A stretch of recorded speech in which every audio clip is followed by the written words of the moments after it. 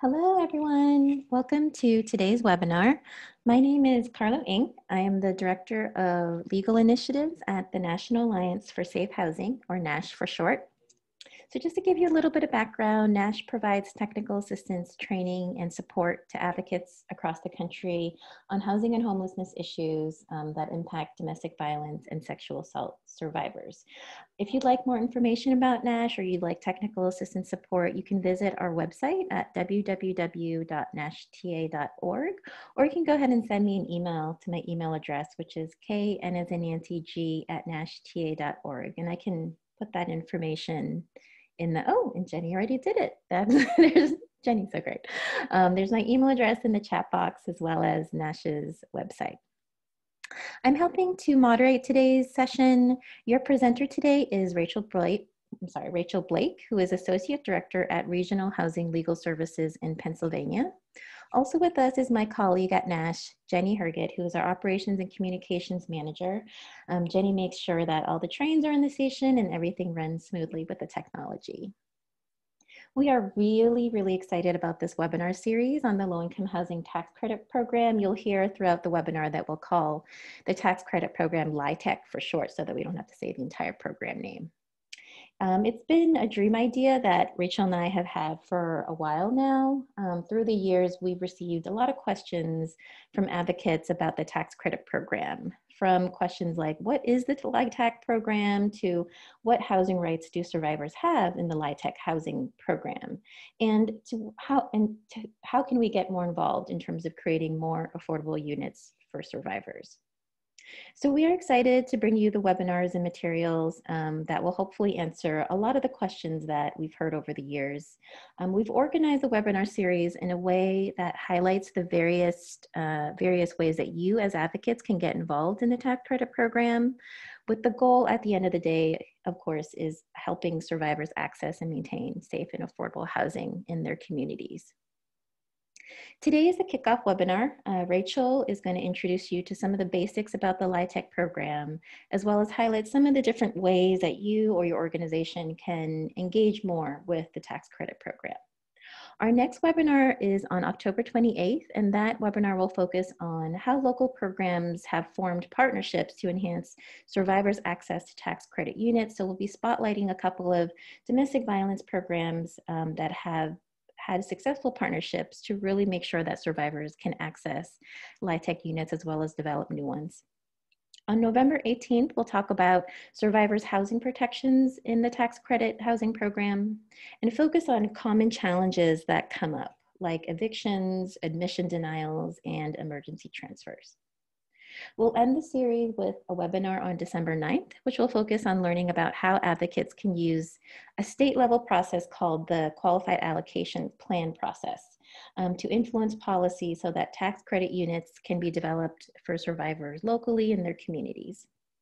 If you're interested in any of these topics, please go ahead and sign up. Jenny can provide the registration link in the chat box.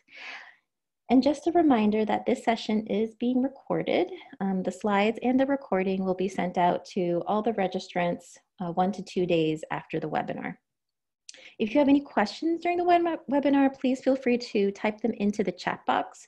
We'll do our best to answer them throughout the presentation and during the Q&A at the end of the presentation. Now it's my pleasure to turn it over to Rachel to get the presentation started. Okay, thank you, Carlo. I wanted to just start out by sort of reiterating what Carlo said. This has been a dream that we've been talking about for a number of years at this point, and so I am incredibly excited to be part of this series and to be able to help with the kickoff session today. As Carlo mentioned, you should feel free to put questions or comments in the chat. I do want you to know, though, that as the presenter, I cannot see it. So, Carlo and Jenny, who's been amazing. So actually, thank you to both of you for sort of the technical bits of getting this going, are going to be kind of monitoring the chat, and then I'll be able to see that more at the end for the questions and answers, okay? All right, so this is the first in the series, which is what survivor advocates should know about the Low-Income Housing Tax Credit Program. Today, we're talking about opportunities for advocates in the low-income housing tax credit program. I am Rachel Blake. There's a picture from a few years ago. I am the Associate Director at Regional Housing Legal Services, or RHLS for short, or Regional Housing for short. We're a statewide program in Pennsylvania. We're a legal services program that focuses on affordable housing and community development. And we kind of work in a fairly unusual way for legal services. We provide our legal services to nonprofit organizations that are engaged in affordable housing and community development work. We also do a lot of policy and advocacy work related to that, which is where I spend the bulk of my time. And we also include, we have a self-contained project that's focused on utility rights as well. So to get us sort of grounded, again, today is the sort of like orientation. I've got a couple of statistics here up on the screen that I'm sure you all know better than I do. But the idea here is that the connection between the work that you do with survivors and housing is significant, right? The first one here is talking about how many people seeking services on this one day of this study were looking for services related to housing and shelter. And then the second one was talking about how it's not always possible, and actually in a lot of cases, not possible to get people the housing services that they need.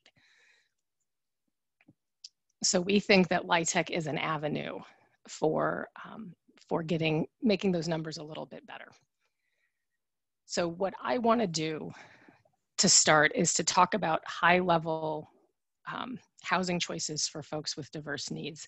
And you could kind of slice and dice this lots of different ways, but for our purposes today, it makes the most sense to sort of talk about three large buckets here. There's emergency shelters, transitional short-term housing, and then permanent affordable supportive housing. And we're going to be spending our time today in this third category.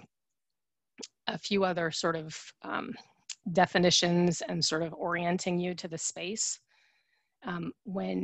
When I talk about affordable housing, I'm talking about somebody in a situation where they're paying 30% or less of their income on rent and utilities. I do want to just share with you, because this was actually fairly new to me, but you may all already know this, but that number has actually been going up over the last however many years. In the 40s, it was only 20%. It moved up to 25 in the 60s, and then we've been at 30% since the early 80s. So that's an interesting sort of creep on what affordability means, but that's where we are now and have been for quite a while. Within affordable housing, we often talk about sort of two broad types. One is subsidized, which is basically any sort of housing that's developed with some sort of government subsidy, and then there's going to be some sort of affordability restrictions attached. It may control who can access the units, it can control how much they have to pay, all of those kinds of things. For the other big category is something that a lot of people call naturally occurring. I don't think that there's really anything natural about our real estate markets, but that's the language that people use. So if you hear that, that basically means units that already have, rents that are low enough that they're affordable for whoever you're trying to serve. So we're going to drill down just a little bit more to this in the subsidized housing category. And again, there's a lot of ways you can slice and dice this, and this isn't completely exhaustive, but this is sort of the vast majority of what I would think of as subsidized housing. So you've got public housing, you've got Section 8, USDA rural housing, there's HUD project-based housing, there are state housing tax credits, and then there's the federal low-income housing tax credit program. And just to be clear, I tried to note this in the slides, but today we're really talking about the federal program. I know a bunch of states do have housing tax credits, but when you hear me talk about tax credits or LIHTC, this is all about the federal program, okay? So we're gonna take just a sec to do a check-in. We're gonna do about, I think, 3 polls during the webinar today to just do a quick check-in. So I just want to see for folks who were able to join us today, how much do you feel like you know about federal LIHTC? And the poll should have just popped up, hopefully, on your screen. So if you could just click.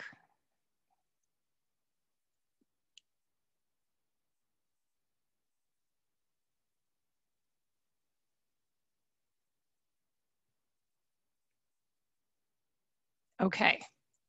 All right. I hope that everybody can see the results here.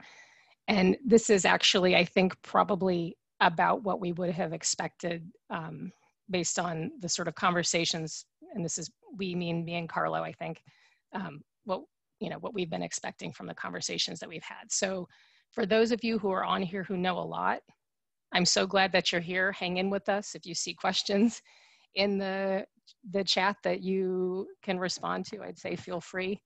But hopefully the way that we're talking about the program today will be really useful for those of you who are coming in with nothing or a little, and also will hopefully add something to some of you who know a little bit more.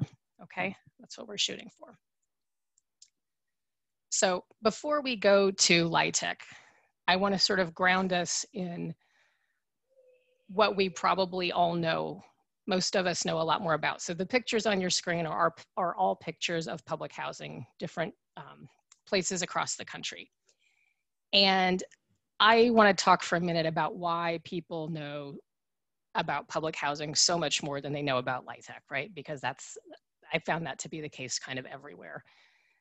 So the first reason is that public housing has been around for a long time. It was actually created as a sort of trial in 1933 and became permanent as part of the US Housing Act of 1937. So it's been around for a long time. We also can see from these pictures, and I suspect everybody already knew, there was a lot of public housing built in the United States that was huge buildings and sometimes blocks and blocks of huge buildings. So it was physically obvious, right? You couldn't miss it. It also became a political football at a point in time, and sort of became, it was talked about a lot in the political arena. And then also it became a pop culture reference in lots of ways, that some of these images on the screen you may have seen actually in TV shows or movies, or heard referenced in songs. So there's a lot in the sort of pop culture and in the environment about public housing. That is not the case for LIHTC. It's a whole different ballgame and a lot more hazy. And so, what are some of the reasons for that? One, it's a newer program, vastly newer actually, since it was 1986 versus the 30s, right? So public housing has been around way longer. It is less physically obvious. It's not typified by large buildings and blocks of large buildings in the way that some public housing was. It's also not controlled by HUD, the Department of Housing and Urban Development, which is where, I think a lot of people who sort of dip their toe into subsidized housing understand that HUD runs a lot of that. But that is not the case with LIHTC. It is actually a tax credit and operated under the IRS.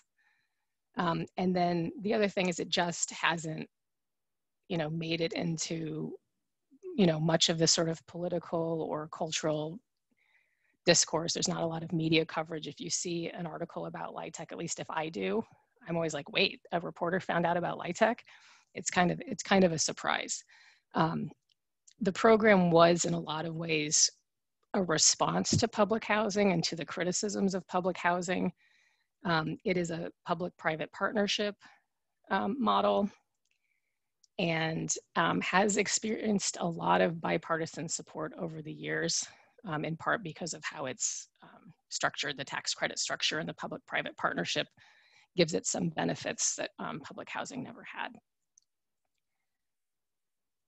So I trust that everybody here has a reason about why they wanted to come and learn a little bit more about federal LIHTC. I want to potentially give you a couple of additional reasons to add to your list. There's three things here I want to really sort of talk about for just a few minutes. One is that LIHTC is growing. Two, there are supportive services are often included in these developments, and that you can have some influence on the LIHTC development process, or what gets developed in your state. So in terms of the number of units and the growth, and this surprises a lot of folks, There's about 1.1 million units of public housing in the country right now, and that's down from the mid-90s. They've lost about 250,000 units. For federal LIHTC, the most recent information that I've seen is that there's been over 3 million units created. Now, I do want to note there's sort of a little asterisk here. That's what's been created all time. Not all of those units are necessarily still active in the program. You have to have an affordability period, and some of them are probably out of that period. Some of them probably went back in, but some of them might have gone market rate. So, but it's hard to find the exact numbers. But you can see in terms of scale, there's a really large number of LIHTC, especially for the low profile that it has. And the other thing that's really important to understand is there's about 110,000 new units being developed each year. And again, that's completely different from public housing, which has been losing units. This is a map that I created using a tool called Policy Map.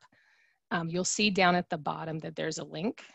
If you copy and paste that, you'll be able to go to this map and interact with it. All of these green, I guess, diamonds are LIHTC properties. And if you follow the link and sort of zoom in, you can really sort of get a better look at your state or your city or whatever you want to look at. And you can actually click on each of the dots to get some basic information about each development. So this is just another way that I wanted to let folks see sort of where they are. You will see that there are some parts of the country with a lot more dots than other parts of the country. And we'll talk a little bit about why that is in just a few minutes. The second big why is the supportive housing piece, right? Which has been proven to really help people who are at risk of homelessness, which I'm sure all of you again know really well. What you may not know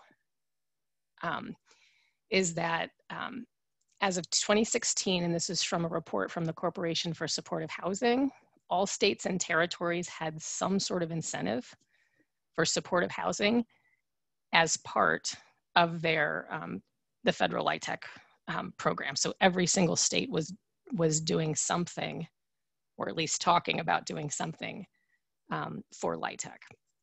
I'm sorry, for supportive housing and LIHTC.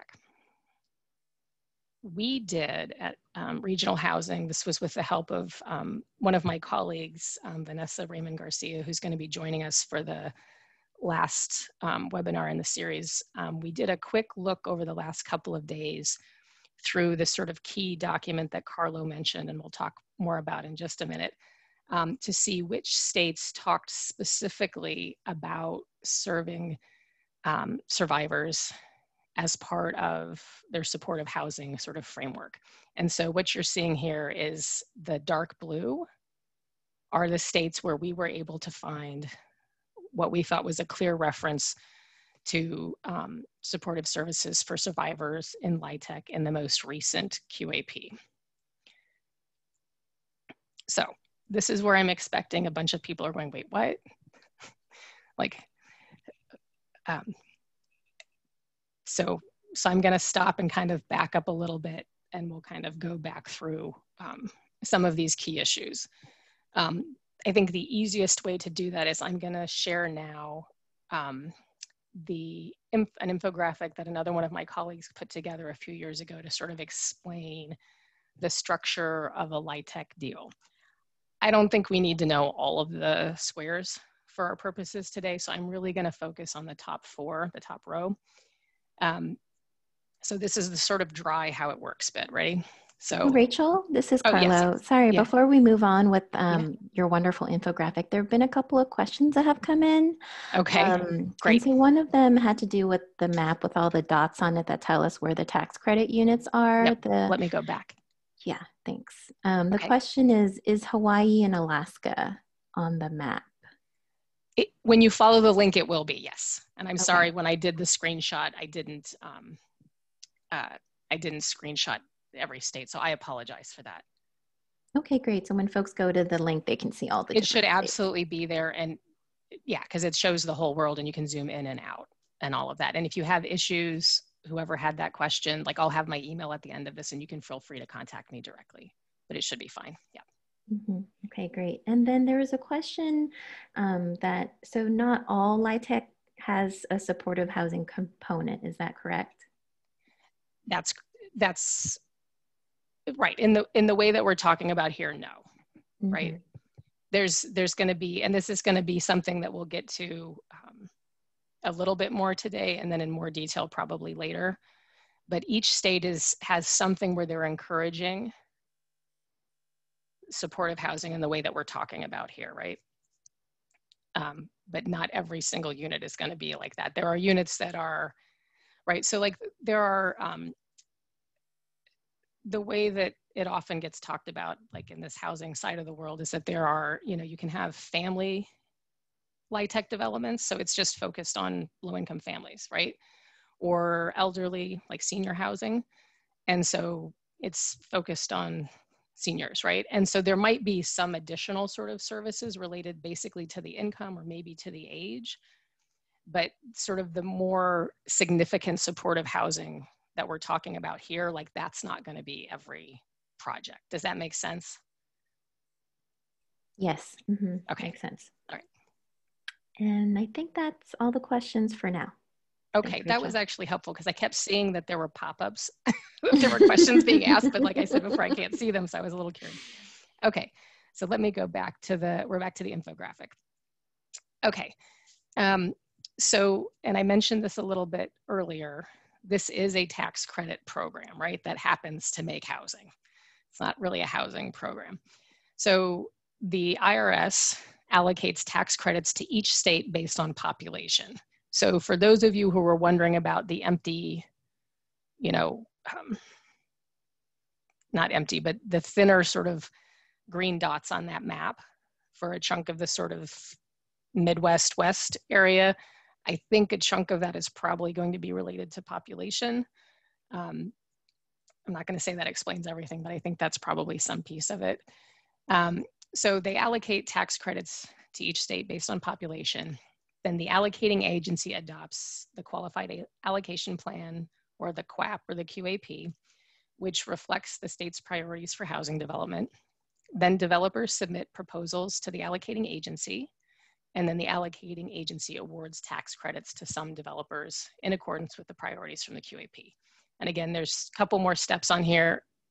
I think that these first four are plenty and for our purposes for today. And I'm actually want to go back to number 2 because there's a lot going on in that square. So the allocating agency, basically in each state and territory and in a handful of cities, but for ease, I'm just going to talk about states, has one organization that handles the federal low-income housing tax credits for that state. A lot of times you're going to be able to guess the agency by the name. Not all of them, but a lot of them have housing finance agency in their name somehow, or housing finance somehow.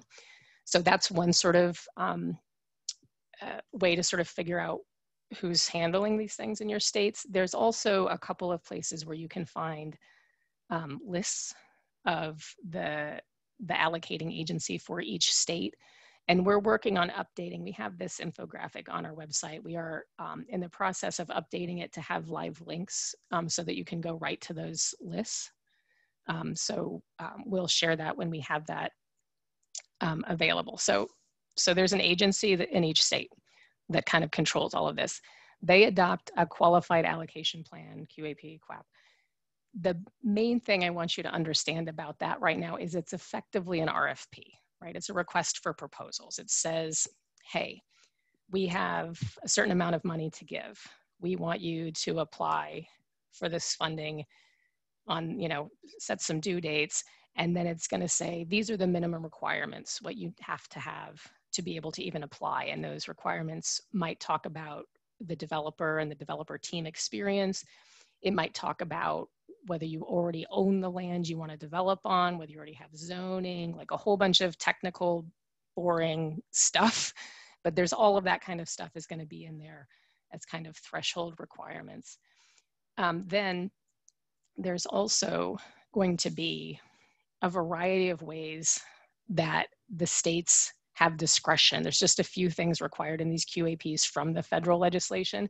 There's a lot of discretion for each state about what else they want to put in there and how they want to incentivize different kinds of development. And that matters because in most states, there's way more applications for credits than there are credits to go around. It's a really competitive process. So if you get extra points for partnering with a nonprofit, for example, or a certain amount of the credits are set aside for developments in rural areas of the state, like that all changes the sort of, it changes the playing field, right? So it gives different opportunities for different places and for different kinds of developments. Same with encouraging supportive housing for survivors, right? And like I said before, there's a few states that specifically, a number of states actually, that specifically are doing that already, usually with, probably always with other kinds of populations as well. But so that's part of the power of this QAP thing. And the way that it happens is there's a draft that gets issued. This is usually, but not always annually, right? So it's going to vary by state. And they can do it at different times each year. So it requires a little bit of sort of research, but they issue the QAP, the draft QAP for public comment. And so you have an opportunity, as through your agency or individuals or coalitions to sort of to submit comments on the QAP to urge the Housing Finance Agency to make changes that will encourage the kind of development that your community needs and that your clients, that survivors need.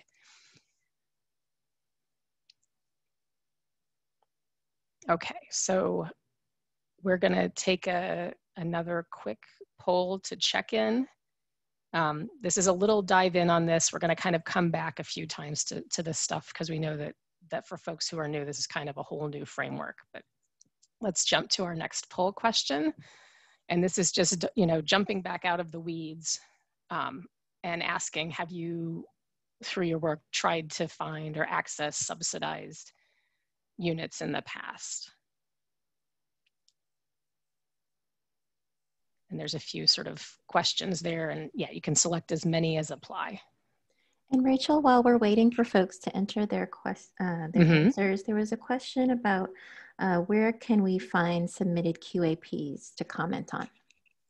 Great, I'm so glad. Thank you for that question. I meant to say something about that.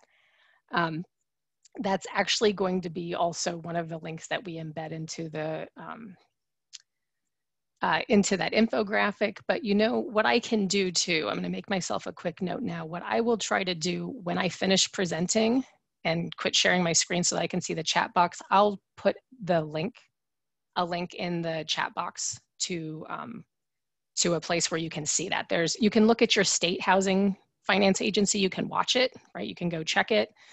But there's also a national group that does a lot of, they're like a tax council group that really focuses on LIHTC and some other tax credits sort of in the same universe.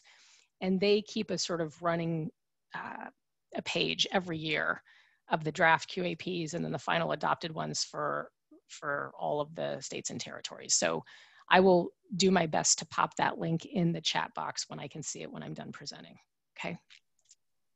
And also our very last webinar in the series in December focuses on qualified allocation plans and the public process that where people can submit comments and be a part of to really try to influence the priorities in terms of who gets the tax credits.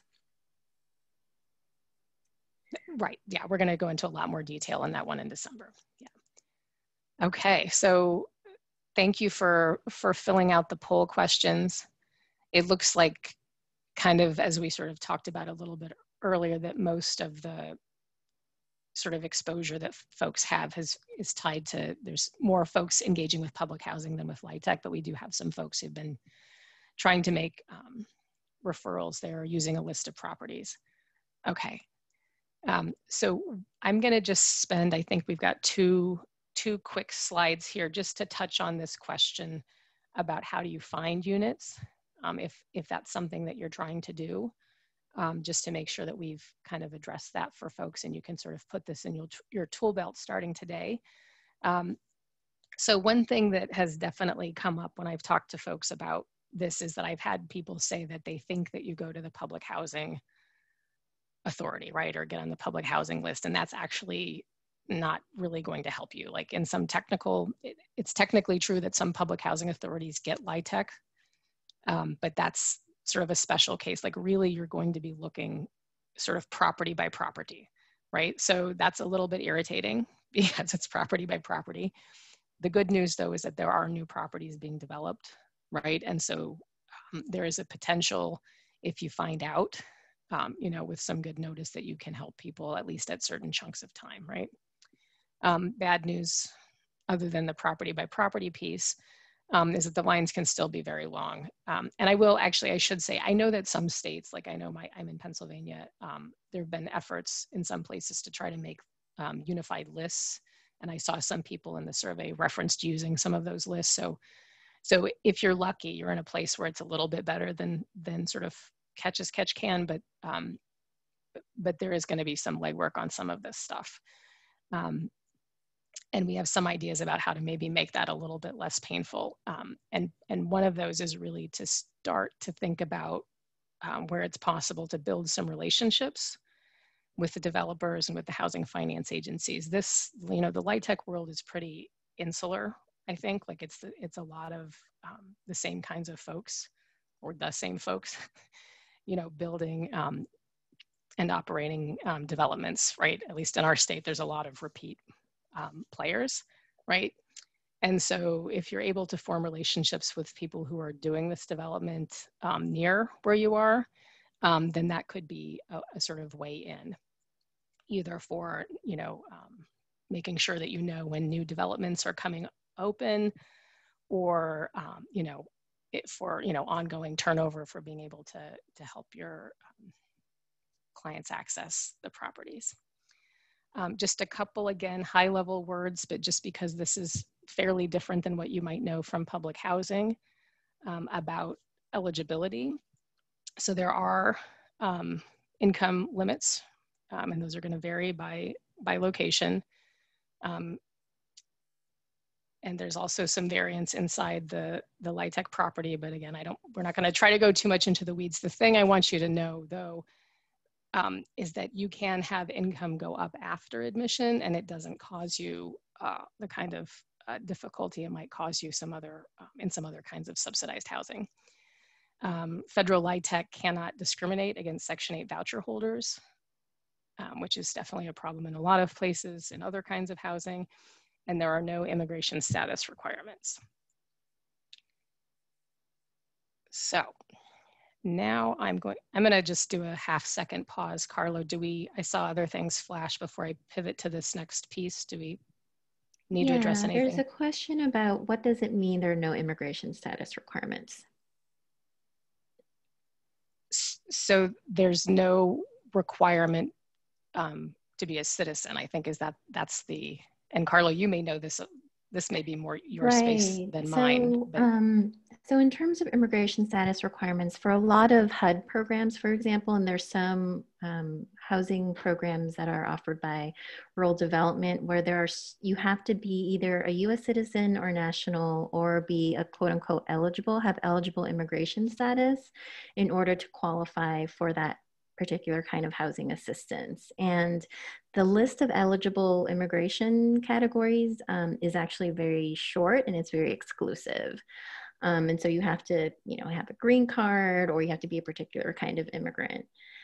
So for the federal LIHTC program, there are no immigration requirements. You can be of have any kind of immigration status, and that is totally fine.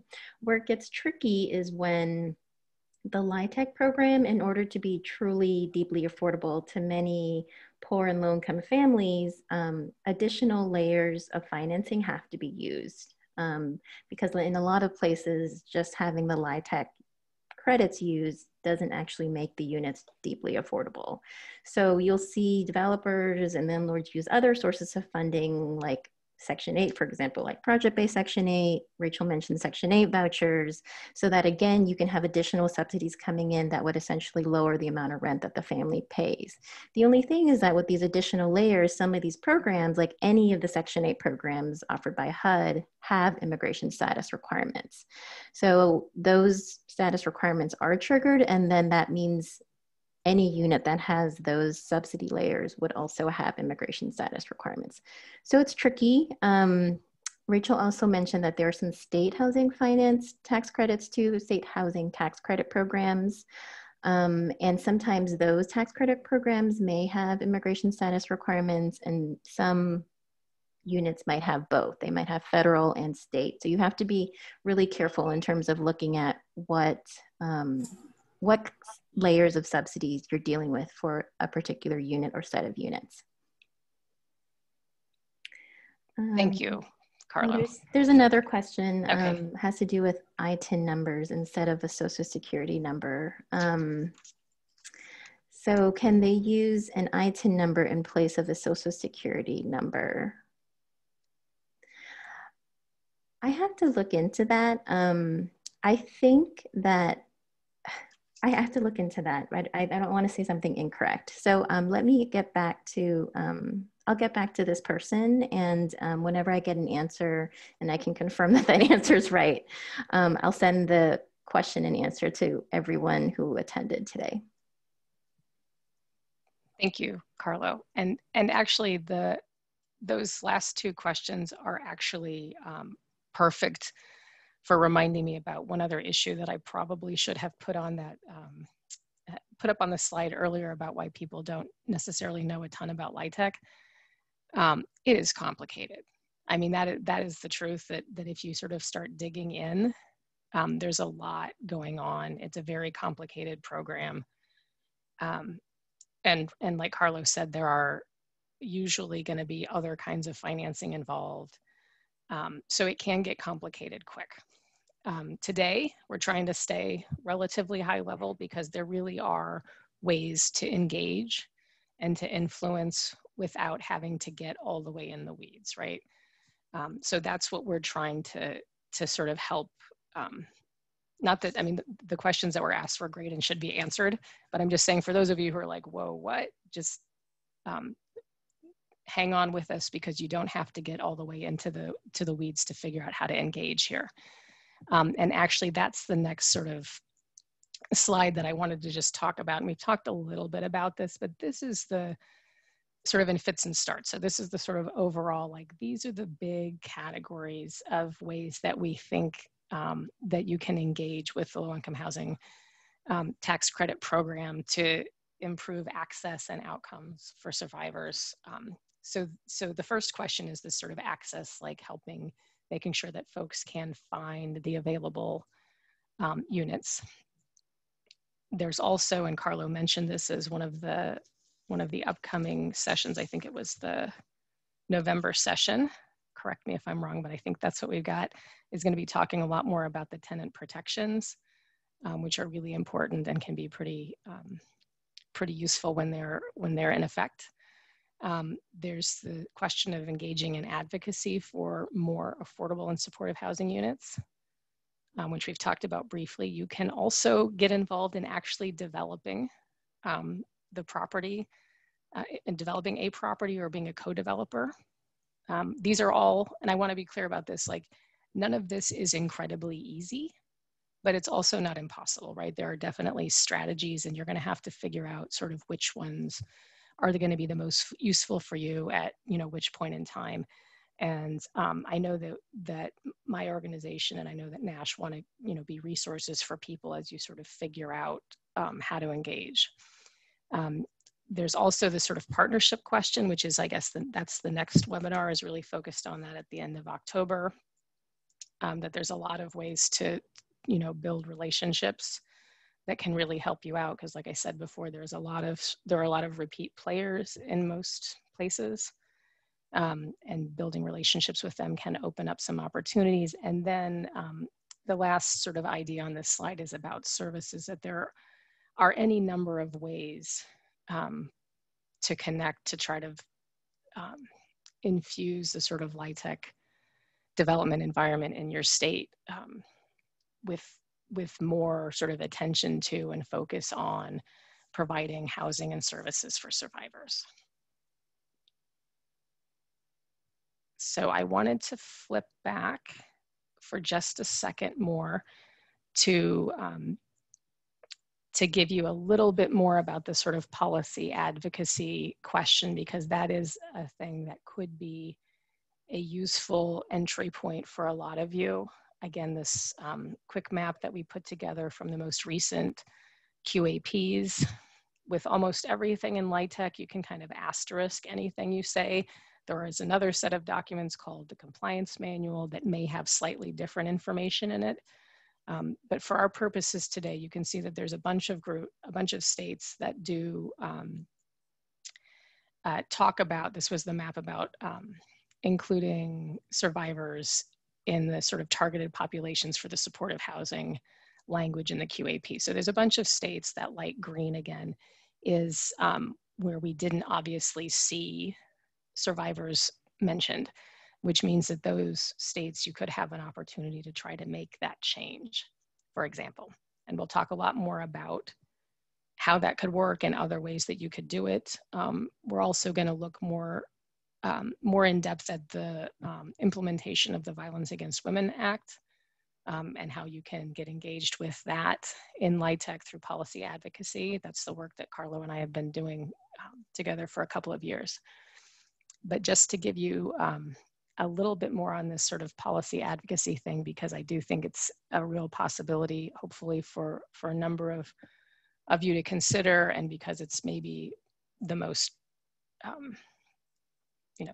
it requires you to dive into this QAP process. I'm just going to do a couple more minutes on that, and then we'll go back to one more poll for the audience. So essentially and we talked about this a little bit before, there's a QAP that you can find on the internet. It's a PDF on the Housing Finance Agency website most of the time, that, like I said before, in response to that really great question, you can monitor your housing finance website, or you can follow the company Novogradic is this tax consulting company that I'm going to give you all a link to once I'm done presenting, and sort of look there for drafts. When the draft is issued, you'll have some opportunity to provide written comments. And again, what gets covered in the QAP is there's a lot in there, and don't feel like you need to understand every piece of it. It's mostly important to see if your issues are being covered, and then to make some recommendations about, paying attention to the needs of survivors. We're going to be working certainly by the December webinar to have more resources for you for examples of language from other states. It can be really powerful to use sample language from another state in your state. And we're going to try to make all that available so that you can kind of borrow from other states to use that for your advocacy. And you can also build in to your plan, whether you have a draft QAP available now or soon or not, starting to try to build relationships with people at your housing finance agency can be really helpful where that's possible. So that was just a sort of teaser on that. Our last poll question, and this is going back to the sort of infographic with the sort of 6 paths that we're really going to be focusing on throughout the series. Based on the sort of quick high-level overview you've been able to get today, we'd love to see which of those opportunities are feeling the sort of most interesting and accessible right now. And again, this is select as many as as are looking good to you right now.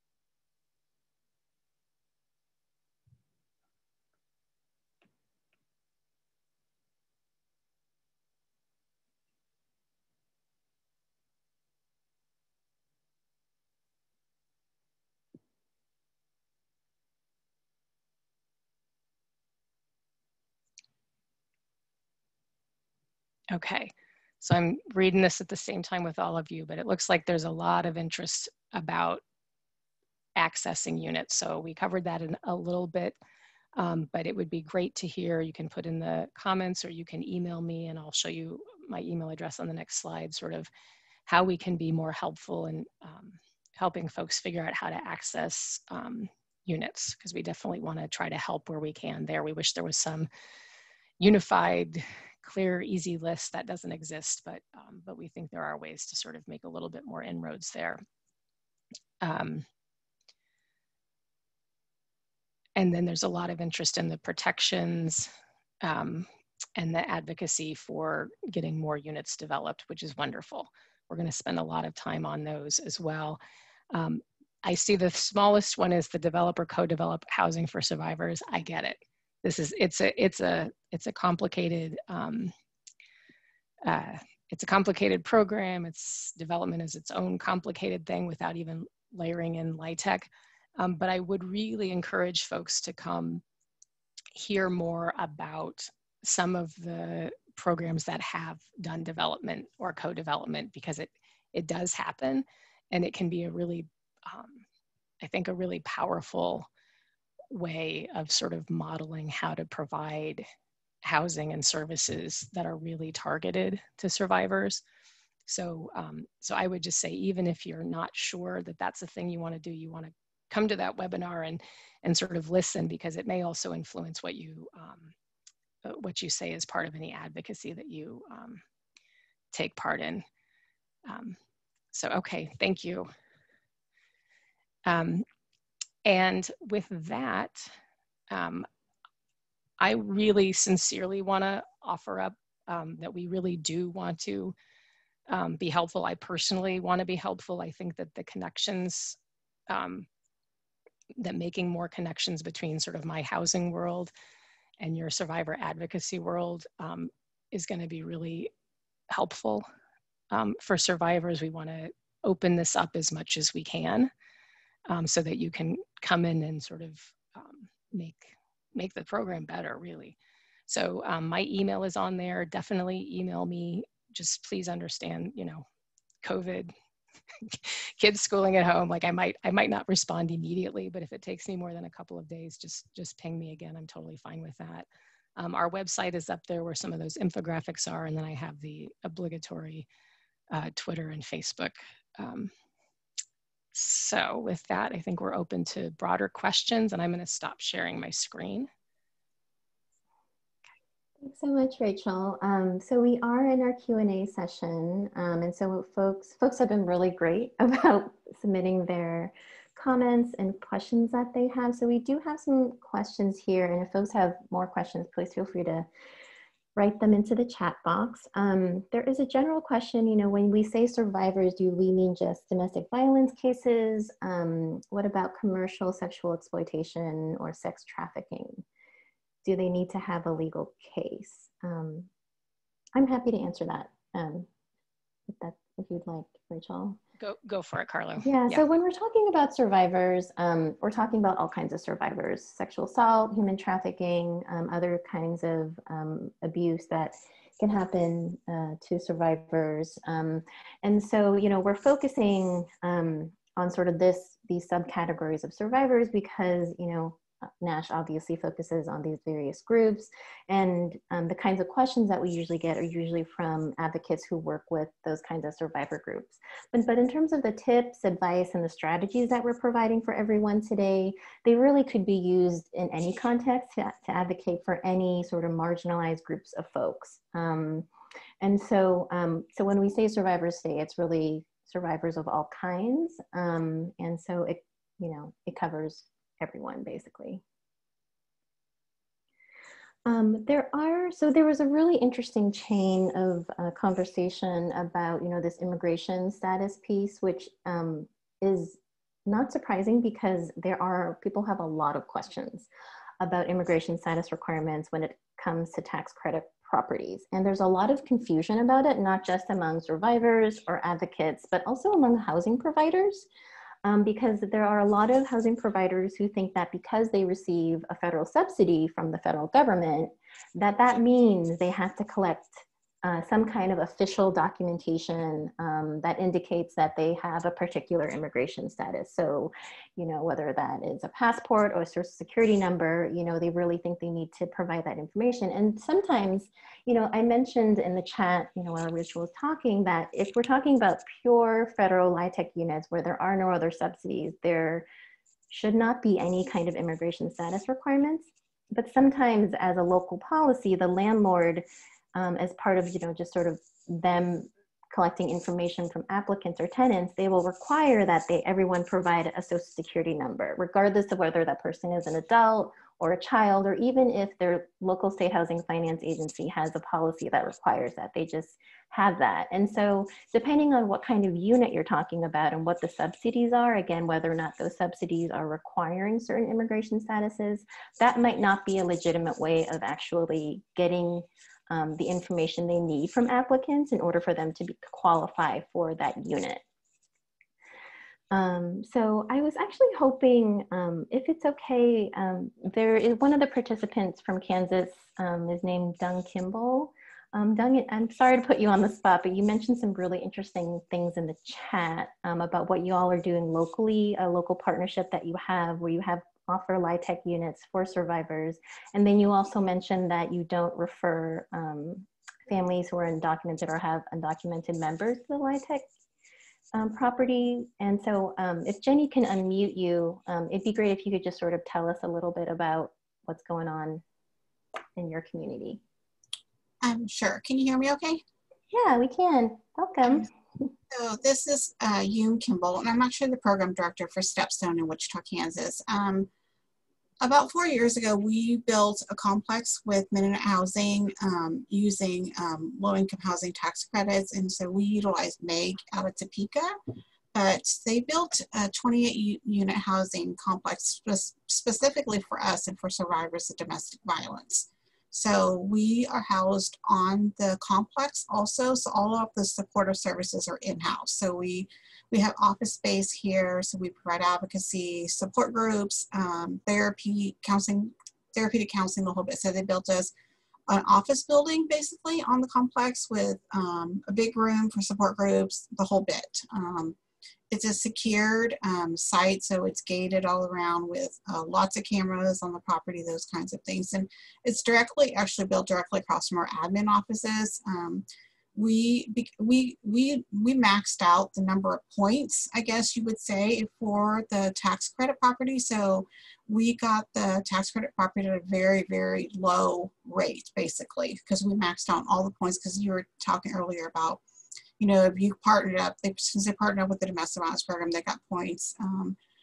Our property's on a fairly low income part of town, so that maxed out points. And our income guideline is 50 to 60% of the poverty rate, so pretty low. So basically we got all the points we possibly could in order to qualify for it. But Mennonite does all the management of the property. They're the landlords, they fix everything, the whole bit, and all we do is provide services, which was a change from what we were doing. Stepstone is 25 this year, and for 20 years we were the landlord and providing services, which was not so good. So we had to evict based upon whatever, then they were not working with the advocates anymore. So it has really changed our model of doing things here. But we have not been able to refer families who are undocumented to Mennonite, specifically because we've been told they do need some kind of documentation, either a social security number or whatever it is, to process it through Topeka. And so, like I said, we have kept some of our own properties that we owned specifically for our undocumented families. That's really interesting. Do you know why they're requiring or that you can't refer to undocumented folks to the management company? Is it because there are other subsidies involved that require certain immigration statuses? Not that we are the one who subsidize the rent. So our survivors pay 30% of their income for the most part, which averages out to be about $140. And actually Stepstone subsidizes the rest of the rent. So on any given month, we are subsidizing about $7,000 to Mennonite to pay the rest of the rent. So it's actually, we're the ones who are actually providing the subsidy. That's interesting. Okay, and it sounds like you are holding some other units open. That sounds like there's maybe some more flexibility in terms of who can live in those units. And so are those units owned and operated by your organization? It is. So we have owned those units forever. So we have some duplexes and a house. Like I say, we used to own all of our property, and they're scattered across our city just to kind of make it a little more convenient. But then what we realized was that with the increasing lethality of domestic violence incidences, we were wanting everything a lot closer together. So that's why we decided to build literally across from our administrative offices. There just happened to be land there and some houses that were vacant, and they were able to, through the tax credits, acquire the land super cheap and build us a complex directly across the street from where we already had our admin offices. So it was really exciting to actually see the whole project go up directly across the street from us and just see the whole process of it.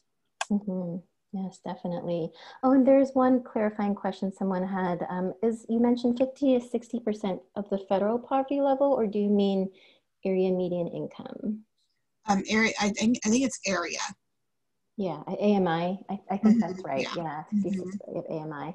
Yeah, okay. I told, that's really, really helpful. Thank you so much for sharing. I'm definitely going to follow up with you to get more information about the wonderful partnership that you have and other services you're providing survivors. So thank you so much. No problem. Yeah. I think we have 2 more minutes. If folks have questions, please feel free to put them in chat. Rachel, do you have any sort of final words or things you want to highlight to wrap things up?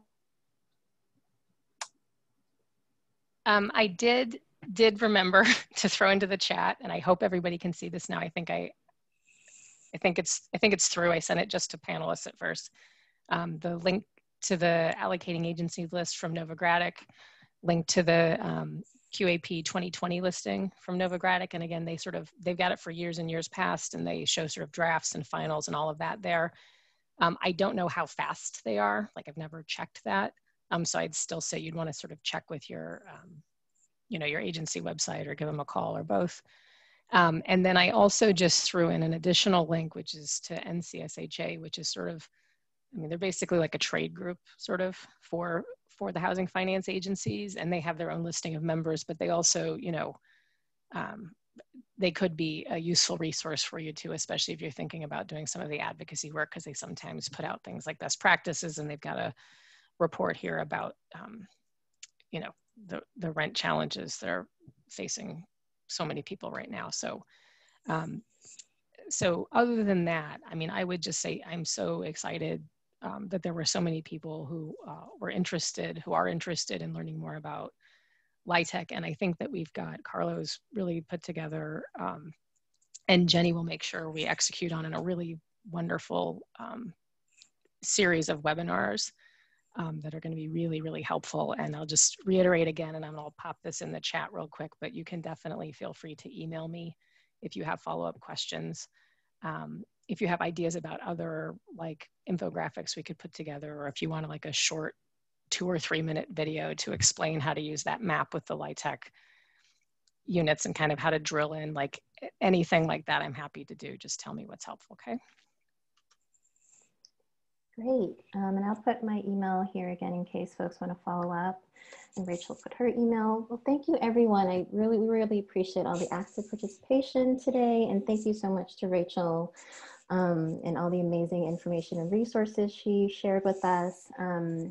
We are really excited about the rest of the webinar series, so please join us next month when we are talking about local partnerships. We heard a little bit today from Kansas and what they're doing, so that's definitely one partnership model we can think about, and there are actually quite a few more, which is great, and we'll be highlighting some of those programs for you. So in the meantime, take care, and we will see you soon. Thank you so much.